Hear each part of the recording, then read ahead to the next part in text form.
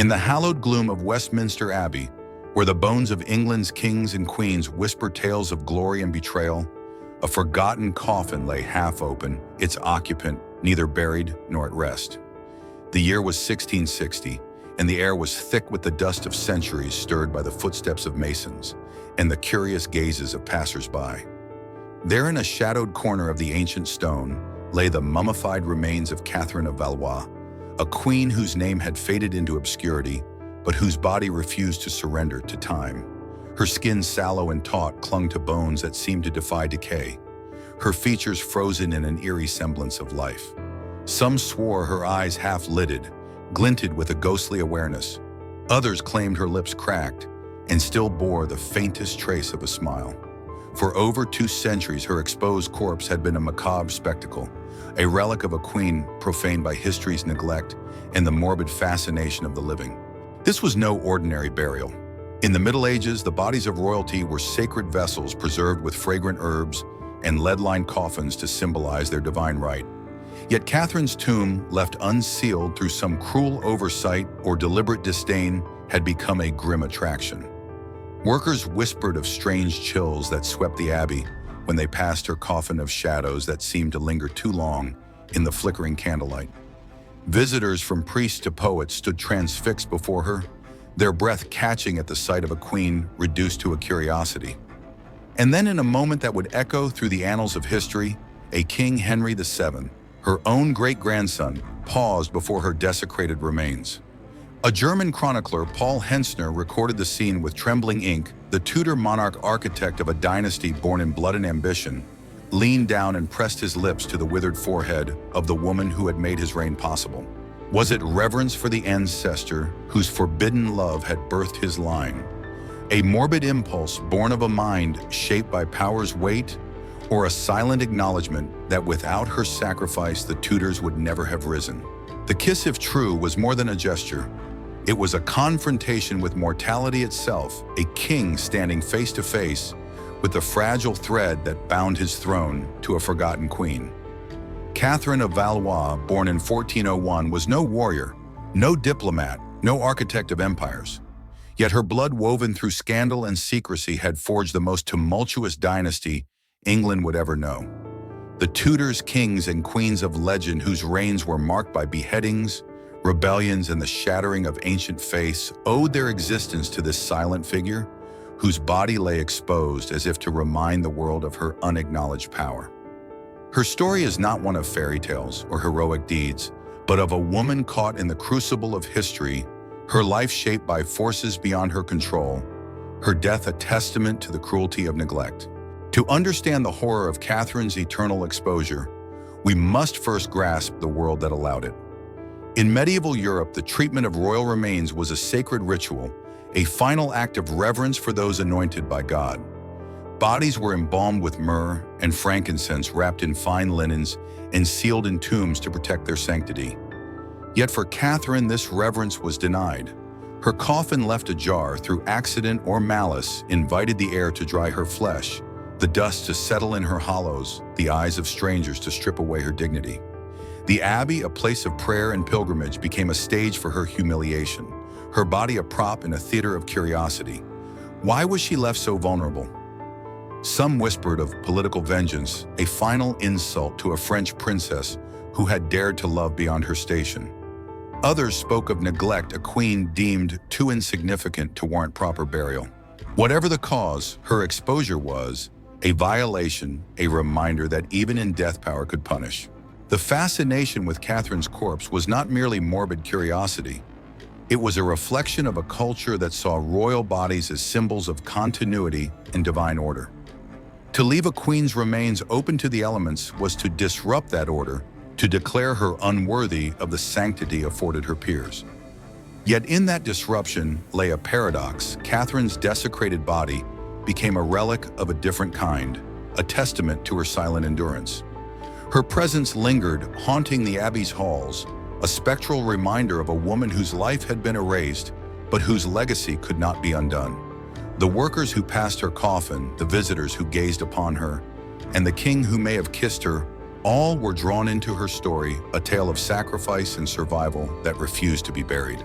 This is the story of Catherine of Valois, a queen whose life was defined by silence and whose death was marked by spectacle. It is a tale of love forbidden of power's cruelty and of a legacy that rose from the ashes of neglect. As we peel back the layers of her forgotten history, we confront not just the horror of her profaned remains, but the unbreakable spirit of a woman who, even in death, refused to fade. Her blood flows through the veins of England's greatest dynasty, and her story, though shrouded in shadow, demands to be told. In the shadowed annals of England's history, where thrones were won by steel and ambition, one woman's silent rebellion planted the seed of a dynasty that would reshape a nation. Catherine of Valois, a queen consigned to the margins of power, did not wield a sword or sign a treaty. Yet her blood forged in scandal and defiance gave rise to the Tudors, a lineage that would blaze across Europe with fire and blood. Through her forbidden love with a Welshman named Owen Tudor, Catherine birthed a line that would claim England's crown, but the path from her hidden passion to the throne of her great-grandson Henry VII was no fairy tale. It was a saga of struggle, betrayal, and unrelenting will etched in the crucible of a kingdom torn by war. Catherine's story as the mother of the Tudors begins not in the gilded halls of palaces, but in the quiet defiance of a woman who dared to love beyond her station. Her union with Owen Tudor, a man of no title but boundless courage, produced at least 4 children, among them Edmund Tudor, the cornerstone of a dynasty yet to be born. This was no ordinary lineage. It was one steeped in controversy, its legitimacy questioned, its origins whispered about in the corridors of power. The Tudors were not born of royal decree, but of a love that defied the rigid hierarchies of medieval England, a love that would be both Catherine's salvation and her undoing. Edmund Tudor, born in the secrecy of his parents' illicit bond, carried the weight of his mother's blood and his father's audacity. A child of a French princess and a Welsh servant, he was neither fully royal nor wholly common, a paradox in a world obsessed with bloodlines and titles. Raised in the shadow of his half-brother, the boy king, Henry VI. Edmund grew up under the watchful eyes of a court that viewed him with suspicion. His mother's Valois heritage gave him a claim to greatness, but his father's low-born status branded him an outsider. Yet Edmund was no mere pawn.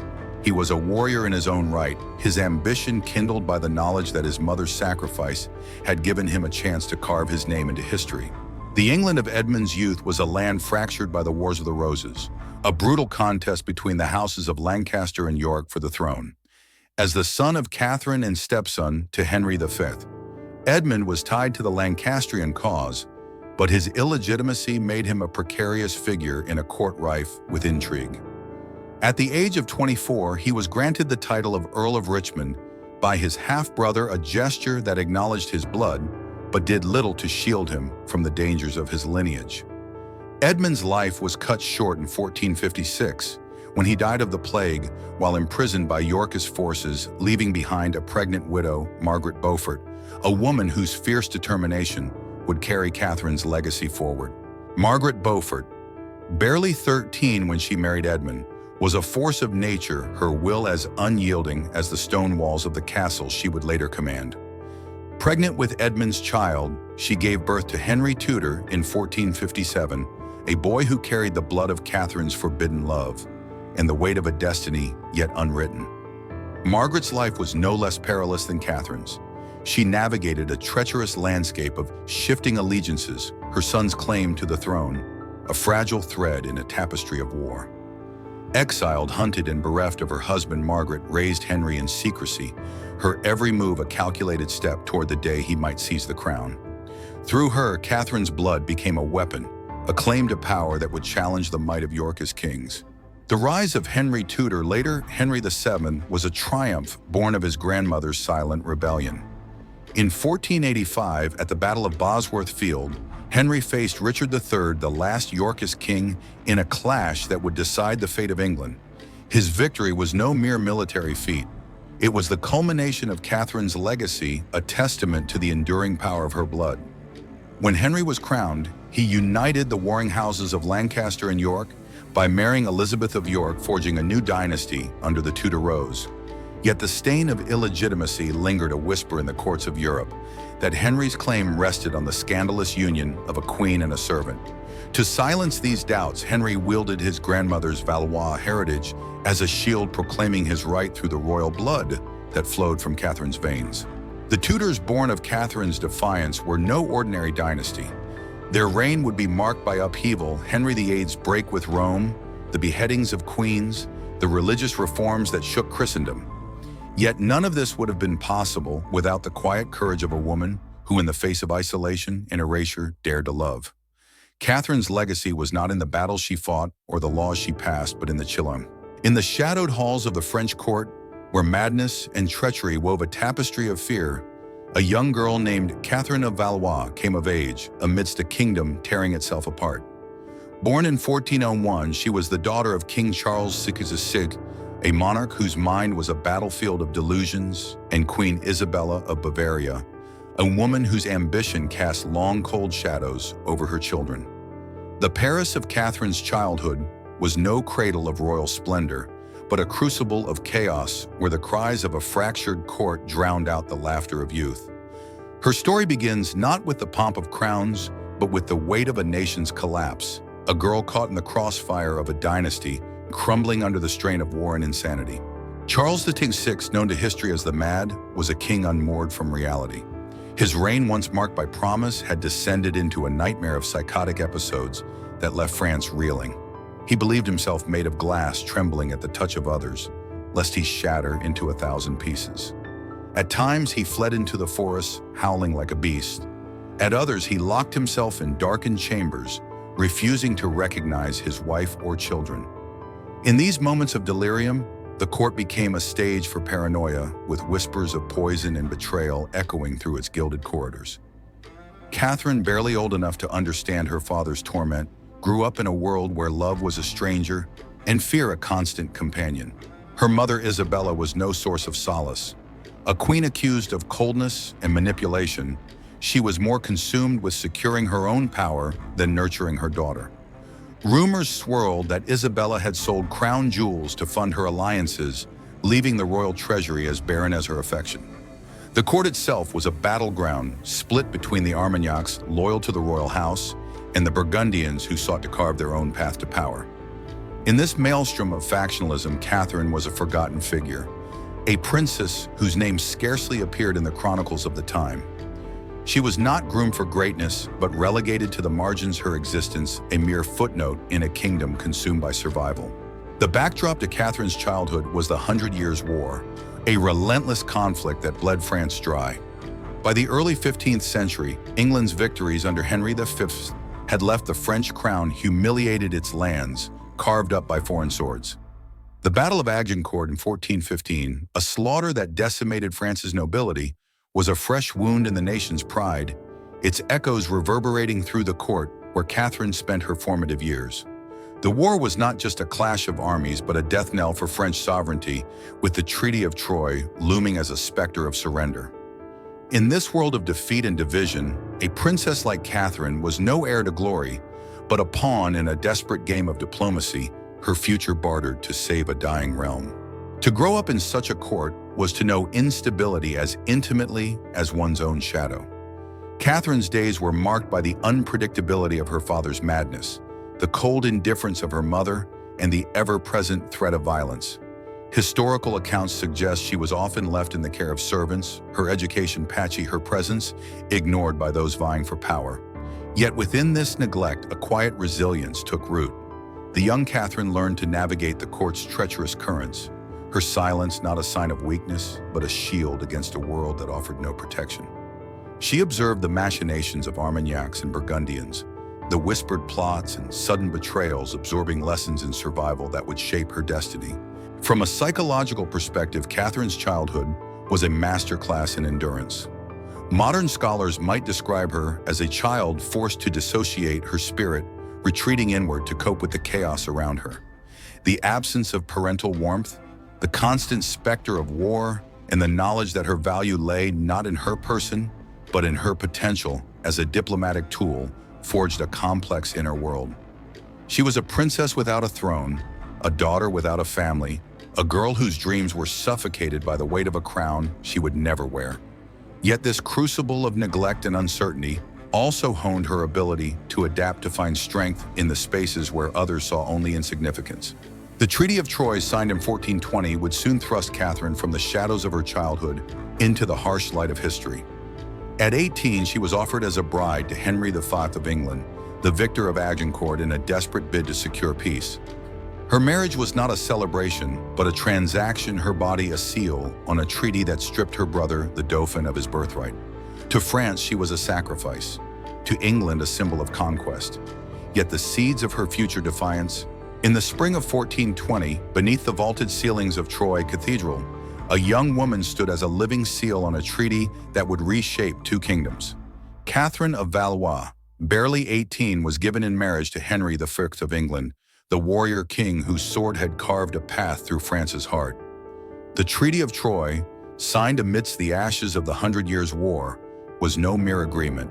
It was a surrender, a desperate bid to bind a fractured France to its conqueror. Catherine was its price, her hand a symbol of submission, her body a bridge between warring crowns. Yet behind the pomp of her wedding lay a deeper truth. This was no union of hearts, but a transaction of power, one that would thrust Catherine into a foreign land, a stranger in a court that saw her as both trophy and threat. The marriage was born of France's defeat. The Battle of Agincourt 5 years prior had left the French nobility in ruin, their blood staining the fields of Azincourt, while Henry V claimed a victory that shook the foundations of the Valois dynasty. By 1420, France was a kingdom on its knees, its mad king Charles VI barely able to rule its factions, Armagnacs and Burgundians locked in a bitter feud. The Treaty of Troyes was a last gasp declaring Henry V the heir to the French throne, displacing Catherine's own brother, the Dauphin Charles. For Catherine, the treaty was more than a diplomatic humiliation. It was a personal sentence. She was no longer a princess of France, but a pawn in a game of empires, her future bartered to secure a fragile peace. The wedding itself was a spectacle of calculated grandeur. In the cathedral's dim light, Catherine stood adorned in silks and jewels, her face a mask of composure as she pledged herself to a man she barely knew. Henry IV, the Lion of England, was a figure of awe and terror, his victories at Agincourt and Rouen, proof of his relentless ambition. To him, Catherine was not a partner, but a symbol, a living testament to his triumph over France. The ceremony, attended by nobles from both nations, was less a celebration than a display of power. Each vow, a chain binding Catherine to a role she had no choice but to play. She smiled as expected, walked behind her husband as protocol demanded, and bore the weight of a crown that felt more like a yoke. Catherine's arrival in England was no warmer than her wedding day. The English court, steeped in suspicion, viewed her not as a queen, but as a foreigner, a daughter of the enemy whose loyalty could never be trusted. Her French accent, her Valois blood, her very presence were reminders of a war that had cost England dearly. At 18, she was thrust into a world of cold stone palaces and colder stares, her every move scrutinized by courtiers who saw her as a potential spy. Yet Catherine adapted her years in the chaotic French court, having taught her the art of survival. She learned to navigate the intricate dances of English politics, to speak softly when eyes were upon her, to conceal her thoughts behind a veil of grace. Her role as queen consort was clear: to produce an heir and solidify the union of England and France. Catherine fulfilled this duty with startling speed. Within a year of her marriage, she gave birth to a son, Henry of Windsor, the future Henry VI, in December 1421. The child was a symbol of hope, a living bridge between two crowns, but his birth came at a cost. Henry V, ever the warrior, was rarely by her side, his attention consumed by campaigns in France. Their marriage, brief and transactional, offered little room for affection. Catherine was a queen in name, but her power was illusory, her influence confined to the nursery and the ceremonial. The fragility of her position became starkly clear when Henry V fell ill with dysentery during a campaign in France. In August 1422, less than 2 years after their wedding, he died at the age of 35, leaving Catherine a widow at 21. The Lion of England was gone, and with him the delicate balance of the Treaty of Troyes. Catherine, now the mother of an infant king, found herself in a precarious limbo. The English court, already wary of her French origins, tightened its grip. She was no longer a symbol of conquest, but a potential liability, a young widow whose beauty and fertility posed a threat to the stability of the realm. Parliament, fearing she might remarry and create a rival bloodline, passed a law forbidding her to wed without royal consent, a decree that shackled her to a life of enforced solitude.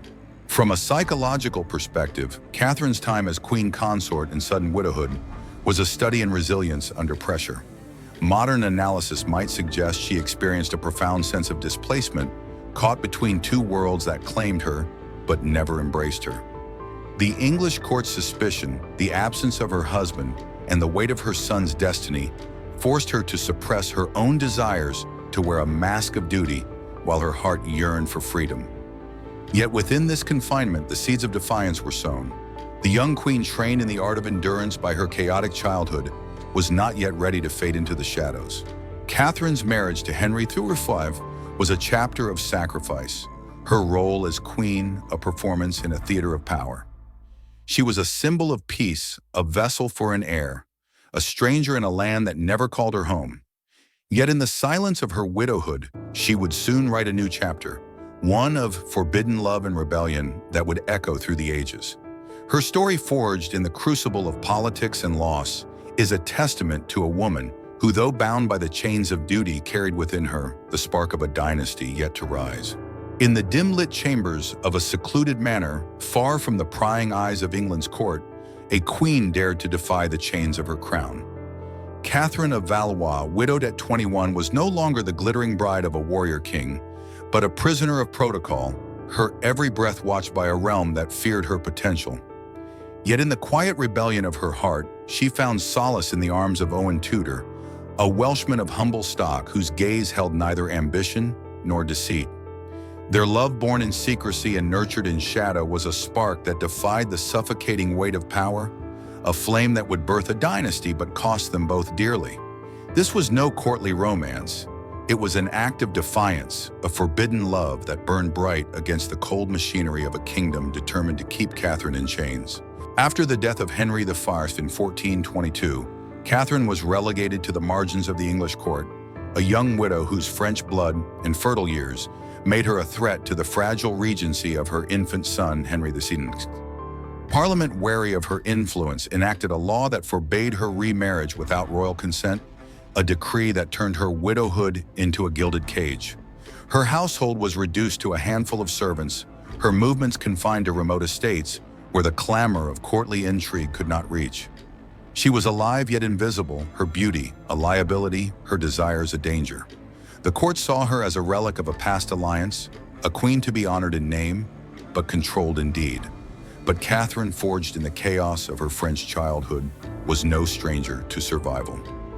In the silence of her exile, she found not despair but defiance. It was in this twilight of isolation that Owen Tudor entered her world. A man of Welsh nobility but modest means, Owen served in Catherine's household, perhaps as a keeper of her wardrobe or a steward of her modest retinue. He was no knight clad in armor, no lord with lands to offer, but his presence carried a quiet strength that stirred something long dormant in Catherine's heart. No chronicles record the moment their eyes first met, but whispers from the time speak of stolen glances in moonlit gardens, of murmured words in darkened halls. Their love was a secret carved in fleeting moments, fingers brushing as they passed in a corridor, a shared smile beneath the flicker of a candle. Each encounter was a risk, each touch a rebellion against a court that would punish such audacity with ruthless precision. The details of their relationship remain shrouded in mystery, as if history itself conspired to erase their passion. Some say they married in secret, their vows whispered in a chapel far from London's gaze, a union unrecognized by law, but sealed by love. Others claim their bond was purely clandestine, a passion too fierce to be bound by ceremony. What is certain is that Catherine, once a pawn of empires, chose Owen not for power, but for the promise of freedom. In his arms, she was no queen, no symbol, no prisoner, just a woman who dared to feel. Their love bore fruit in the form of at least 4 children among them.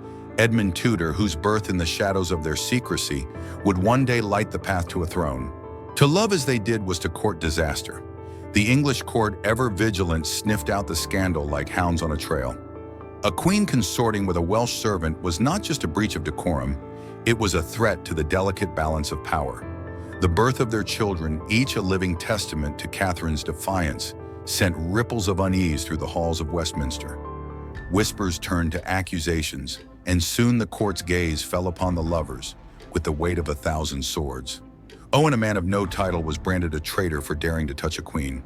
Catherine, once a symbol of peace, was now a source of shame. Their love, once a sanctuary, became a battlefield. From a psychological perspective, Catherine's choice to love Owen was a radical act of agency in a life defined by subjugation. Modern scholars might see her as reclaiming her autonomy, defying the court's attempt to reduce her to a mere vessel for dynastic ambition. Yet this act came at a profound cost. Each stolen moment with Owen was laced with fear, each child born a reminder of the punishment that awaited discovery.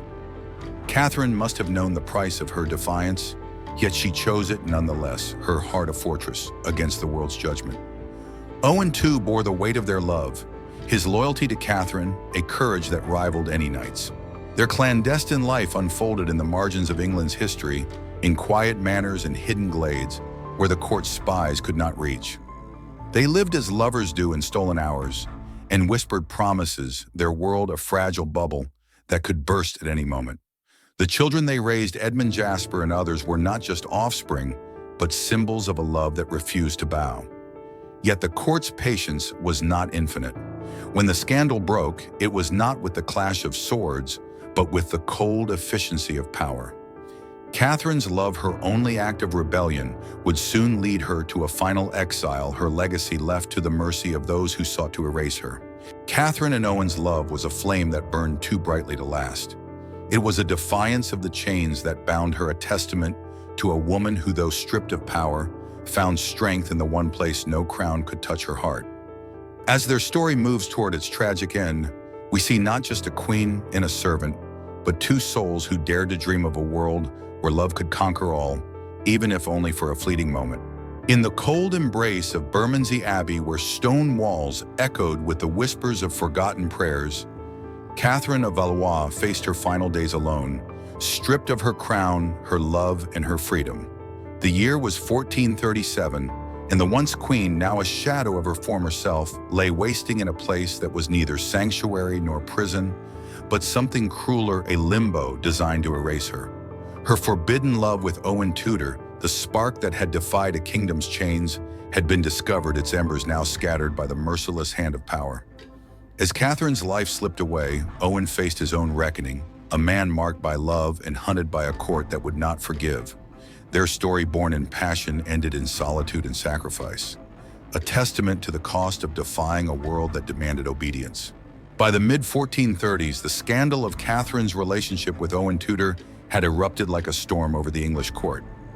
Their secret union, whether sealed by marriage or bound by unspoken vows, had produced children, Edmund Jasper and others, each a living challenge to the rigid order of the realm. The court, still reeling from the instability of Henry VI's minority, saw Catherine's actions not as love, but as treason, a betrayal of her role as the mother of a king.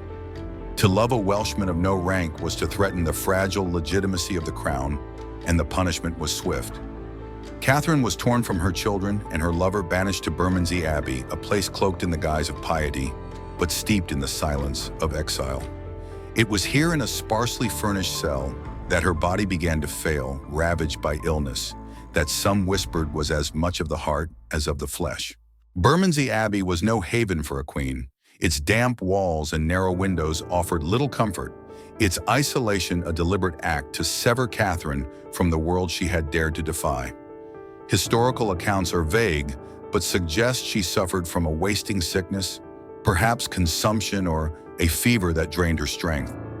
At 36, she was still young, yet the weight of her life, her childhood in a fractured court, her marriage as a political pawn, her widowhood under suspicion, and her love branded as sin had worn her spirit thin.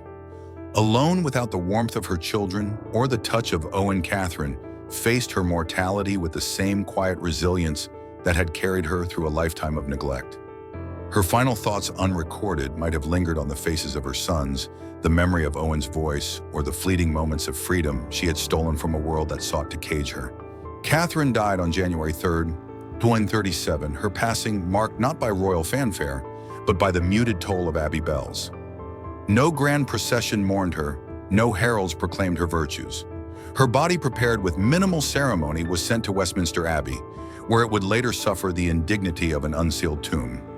In death as in life, she was denied the dignity afforded her station, her legacy left to the mercy of a court that had already turned its back. Yet even in this lonely end, Catherine's story was not over. It lived on in the children she had borne, and the man she had loved, whose fate would soon mirror her own tragedy. Owen Tudor, the man who had dared to love a queen, faced a punishment as harsh as Catherine's exile. With her death, the court's wrath fell upon him with unrelenting force. Branded a traitor for his audacity, he was arrested and imprisoned in Newgate, a fortress of iron and despair, where the air was thick with the moans of the condemned. Owen, whose only crime was loving beyond his station, endured the humiliation of chains and the scorn of those who saw him as an upstart. Yet his spirit, forged in the rugged hills of Wales, remained unbowed. Historical records note that he escaped Newgate, a fleeting act of defiance that spoke to the courage that had first drawn Catherine to him. But freedom was short-lived. The court, relentless in its pursuit, recaptured him, and his life became a pawn in the political machinations of a kingdom at war with itself. Owen's final chapter was written in blood during the Wars of the Roses, the brutal conflict that pitted Lancaster against York. As a loyalist to the Lancastrian cause, tied by blood to his sons and his stepson Henry VI, Owen fought to defend the legacy of the woman he loved. In 1461, at the Battle of Mortimer's Cross, he faced the Yorkist forces led by Edward, Earl of March, later Edward IV. The battle was a slaughter, the field stained red with Lancastrian blood. Owen, now in his late 50s, was captured, his fate sealed by a court that saw no value in mercy. On a cold February day, he was led to the block in Hereford, his head severed with a single stroke. Witnesses claimed he faced his end with dignity, his last words a quiet invocation of Catherine's name, as if her memory could shield him from the blade. From a psychological perspective, Catherine's lonely death and Owen's tragic end reveal the devastating toll of their defiance. Catherine, isolated in Bermondsey, likely grappled with guilt and grief, her love for Owen and their children, a bittersweet memory in her final hours.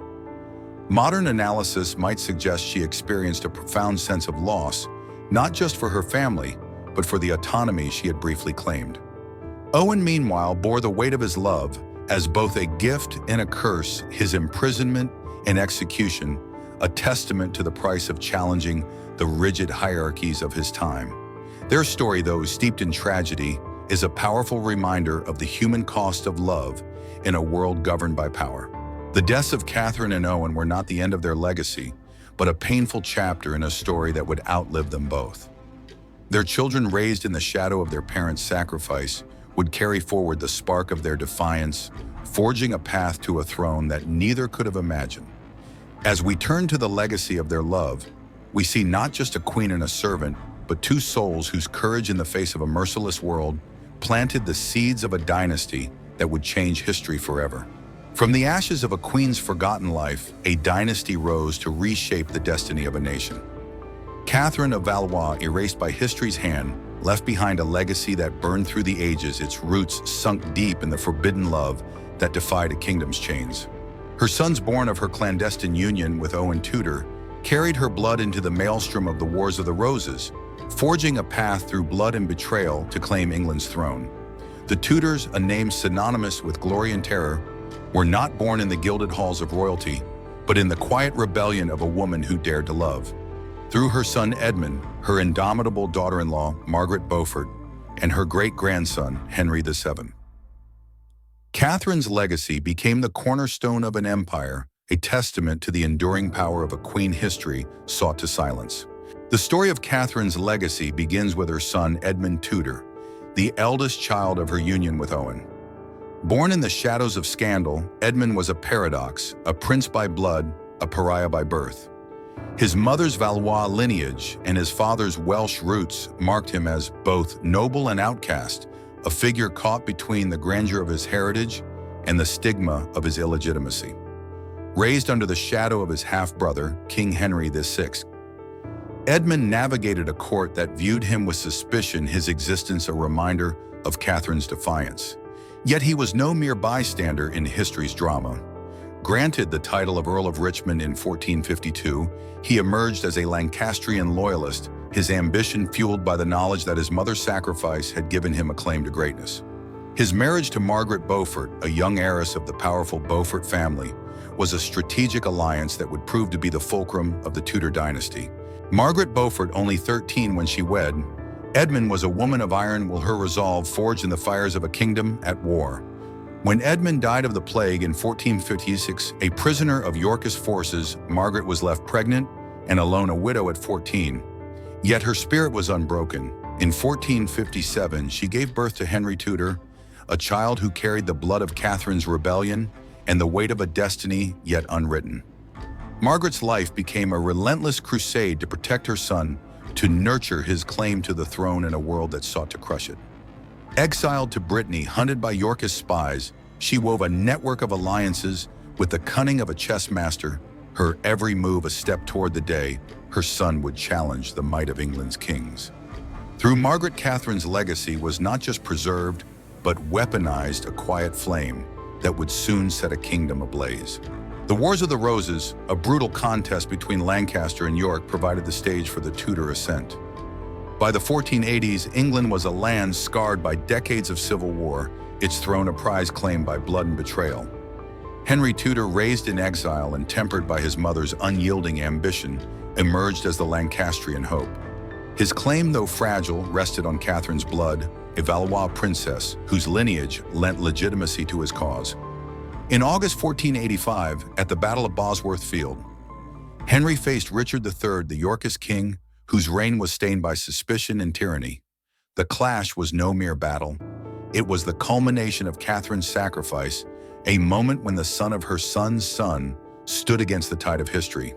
When Richard fell, his crown plucked from a hawthorn bush and placed on Henry's head, the Tudor dynasty was born, its roots sunk deep in the love that had cost Catherine everything. Henry VII's reign was a masterclass in consolidating power. To heal the wounds of civil war, he married Elizabeth of York, uniting the warring houses under the emblem of the Tudor, rose a red and white symbol of reconciliation. Yet beneath this unity lay the shadow of Catherine's scandal, the whispers of illegitimacy that clung to the Tudor name. Henry wielded his grandmother's Valois heritage as a shield, proclaiming his right through the royal blood that flowed from her veins. His court, a tapestry of intrigue and ambition, was shaped by the knowledge that his throne rested on the defiance of a queen who had dared to love a servant. The Tudors, under Henry and his successors, would redefine England, breaking with Rome, forging a new church, and launching an era of exploration and empire. Yet none of this would have been possible without Catherine, whose silent rebellion had planted the seed of their greatness. From a historical perspective, Catherine's legacy is a paradox. She was no warrior, no strategist, no ruler in her own right. Yet her choices reshaped the course of a nation. Her love for Owen, condemned as scandal, was the spark that ignited a dynasty. Her sons, raised in the shadow of her exile, carried her defiance into battle, their victories, a testament to her unyielding spirit. Modern scholars might argue that Catherine's story reflects the unseen power of women in history, their influence woven not through decrees but through the lives they birthed and the choices they made. Her legacy is not in monuments or chronicles, but in the blood that flowed through Henry VII, Henry VIII, and Elizabeth I, each a chapter in the saga of a dynasty born from a forbidden flame. Catherine of Valois was a queen erased by history, her name barely a whisper in the annals of her time. Yet her legacy endures, a testament to the power of those who dare to defy. The Tudors, with their triumphs and tragedies, their beheadings and reforms, were her creation, their throne a monument to a woman who loved against all odds. As we turn to the final chapters of her story, we see not just a queen, but a force of history, her blood a river that carried England into a new age, her sacrifice a flame that no darkness could extinguish.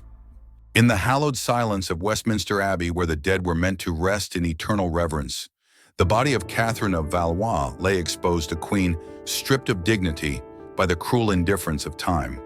Her coffin, left unsealed through neglect or malice, became a grim spectacle, its lid ajar, as if inviting the world to gaze upon her withered form. For over 2 centuries from her death in 1437 to the late 17th century, her remains were a macabre curiosity touched by the hands of masons, stared at by pilgrims, and in one haunting tale kissed by her great-grandson, Henry VII. This was no mere oversight, it was a final act of erasure, a violation of a queen whose life had been defined by sacrifice and whose death was marked by the absence of honor. Catherine's profaned body, preserved in eerie stillness, became a symbol not of her glory, but of a world that refused her peace. In medieval Europe, the treatment of royal remains was a sacred ritual, a testament to the divine right of kings and queens. Bodies were embalmed with myrrh and aloes, wrapped in fine linens, and sealed in lead-lined coffins to preserve their sanctity for eternity. For Catherine, this reverence was denied. Her body, prepared hastily after her lonely death at Westminster Abbey, was placed in a wooden coffin that was never properly sealed, whether by accident, neglect, or deliberate intent. The result was the same: the air crept in, drying her flesh to a leathery husk, her features frozen in a grotesque parody of life. The Abbey, a place of prayer and pilgrimage, became a stage for her humiliation. Her remains a relic for the morbidly curious rather than a monument to a queen. Over the centuries, Westminster's workers and visitors spoke of her with a mix of awe and unease. Masons repairing the Abbey's ancient stones whispered of a chill that lingered near her coffin, as if her spirit protested its exposure. Pilgrims and poets, drawn by tales of the forgotten queen, stood transfixed before her sallow face, her half-open eyes seeming to watch them in return. By the 16th century, her body had become a public spectacle, a grim attraction for those who wandered the Abbey's shadowed halls. Some accounts claim her remains were handled, her coffin opened during renovations, or plundered by those seeking relics. Each touch, each gaze was a fresh wound to her dignity, a reminder that even in death, Catherine was not allowed to rest. The most haunting story emerged in 1598, recorded by the German chronicler Paul Hentzner during his visit to England. He wrote of seeing Catherine's mummified body, its features eerily preserved, and recounted a tale that chilled the blood. Henry VII, the first Tudor king, had paused before his great-grandmother's coffin, gazed upon her desecrated remains, and pressed his lips to her withered forehead. Was this a gesture of reverence, a king honoring the woman whose forbidden love had birthed his dynasty? Or was it a moment of morbid fascination, a confrontation with the fragility of power that even a monarch could not escape? Perhaps it was a silent confession, an acknowledgement of the debt he owed to a queen, whose sacrifice had paved his path to the throne. The truth remains shrouded, but the image, a king kissing the corpse of his ancestor, lingers as a testament to the strange alchemy of power, guilt, and legacy. From a cultural perspective, the profanation of Catherine's body reflects the medieval obsession with royal remains as symbols of continuity and divine favor. To leave a queen's coffin unsealed was to disrupt this sacred order, to declare her unworthy of the reverence afforded her peers. Some historians suggest this was no accident, but a deliberate act, a final punishment for her scandalous love with Owen Tudor, a way to erase her from the narrative of royal sanctity. Others point to the chaos of the Wars of the Roses, a time when resources and attention were diverted from such rituals, leaving Catherine's body to the mercy of time. Whatever the cause, her exposure was a violation, a stark contrast to the sealed tombs of her husband Henry V or her grandson Henry VI. Psychologically, the story of Henry VII's alleged kiss invites speculation about his motives. Modern analysis might frame it as a moment of reckoning, a king confronting the origins of his dynasty in the desecrated remains of its matriarch. Henry VII, a man whose reign was marked by paranoia and a relentless drive to legitimize his rule, may have seen in Catherine's body a mirror of his own precarious claim, a throne built on the scandal of a queen's love. The act, if true, could be read as a complex blend of guilt, gratitude, and defiance, a king acknowledging the woman whose blood had made him possible, even as he stood above her violated grave. The profanation of Catherine's body continued until the late 17th century, when her coffin was finally sealed, perhaps under the orders of a monarch or abbot who could no longer tolerate the indignity. By then, the damage was done. For over 200 years, Catherine had been a spectacle, her body a canvas for the curiosity and cruelty of the living. Yet in this violation lay a paradox: her desecrated remains, kept her memory alive, a haunting presence that refused to be forgotten. Each visitor who gazed upon her, each story whispered about her, was a thread in the tapestry of her legacy, a reminder that even in death, Catherine's story could not be silenced. Catherine of Valois, a queen denied honor in life and dignity in death, endured as a symbol of resilience. Her profane body exposed to the world's gaze was not just a tragedy, but a testament to her unbreakable spirit. As we turn to the final chapters of her story, we see not just a violated queen, but a woman whose sacrifice and defiance wove the fabric of a dynasty, her memory etched in the stones of Westminster in the blood of the Tudors. In the tapestry of history, where the names of kings and conquerors are woven in gold, Catherine of Valois is but a faded thread, her story buried beneath the weight of a world that sought to forget her. Yet in her silence, in her sacrifice, in the very act of being erased lies a power that no crown could grant and no chronicle could erase. Catherine was no warrior wielding a sword, no monarch signing decrees yet. Her life, marked by loss, love, and defiance, wove a legacy that outlasted the stone walls of palaces and the scorn of those who judged her. Her strength, born in the shadows of neglect, speaks not just to the past but to the present, a clarion call to those who refuse to be silenced, a testament to the enduring might of women whose voices history tried to still. Catherine's life was a study in resilience, a quiet rebellion against a world that sought to define her by her utility.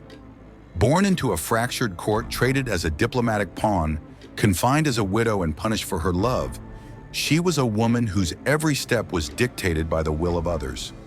Yet she refused to be reduced to a mere vessel of dynastic ambition.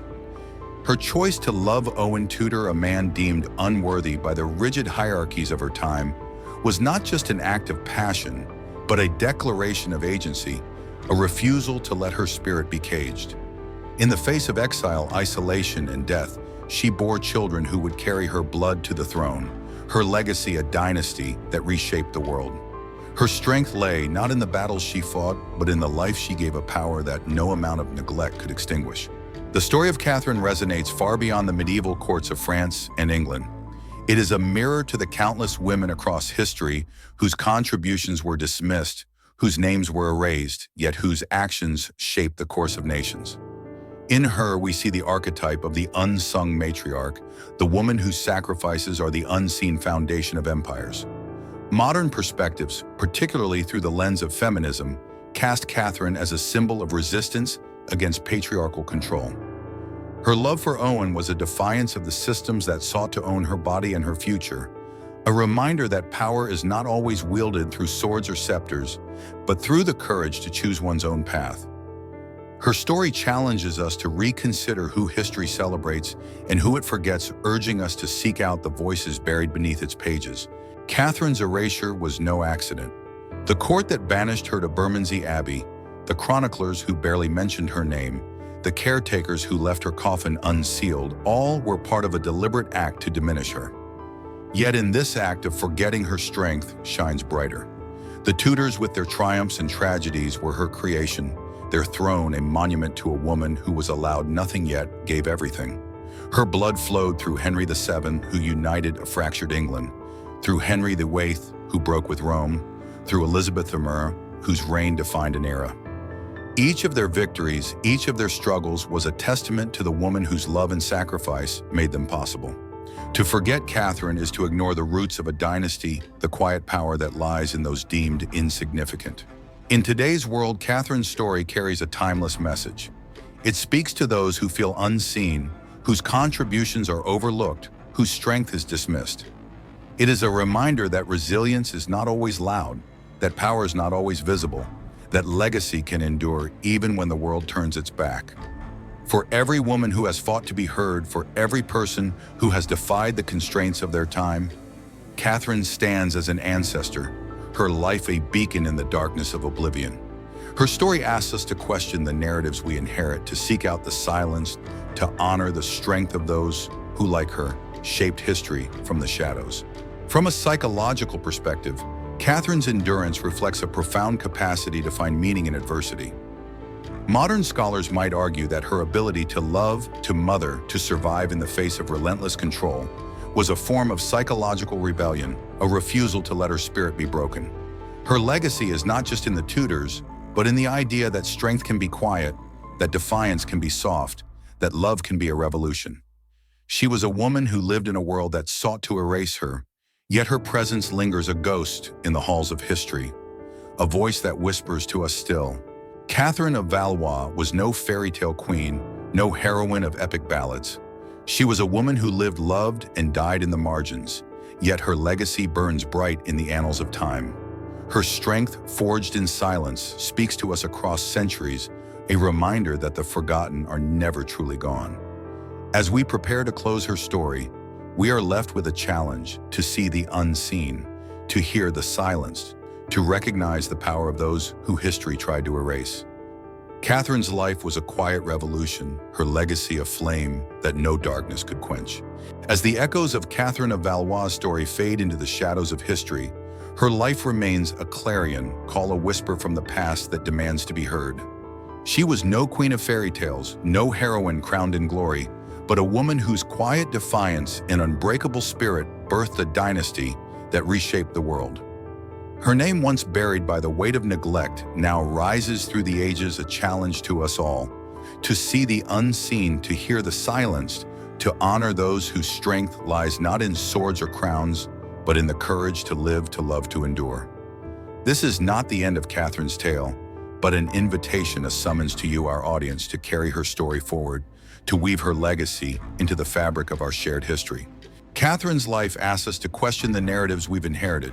Who else has history forgotten, whose voices lie buried beneath the triumphs of kings and conquerors? Her story is a mirror reflecting the countless women and unsung heroes whose sacrifices shaped our world, yet whose names were erased. We invite you to join us in this journey through the shadows of the past, to uncover the stories that whisper in the margins. Subscribe to our channel, become part of our quest to bring these forgotten voices to light, and let Catherine's tale be the spark that ignites your curiosity about the hidden corners of history.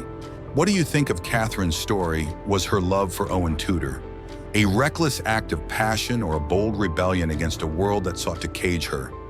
Did Henry VII, her great-grandson, kiss her desecrated remains in a moment of reverence, guilt, or something darker? A recognition of the fragile thread that tied his throne to her sacrifice. Should history judge her as a victim of her time, or as a woman who seized control of her destiny in the only way she could? Share your thoughts in the comments below. Let's spark a conversation that keeps Catherine's memory alive. Like this video, if her story moved, you share it with those who believe queens lived only in fairy tales, and let the world know that the forgotten are never truly gone.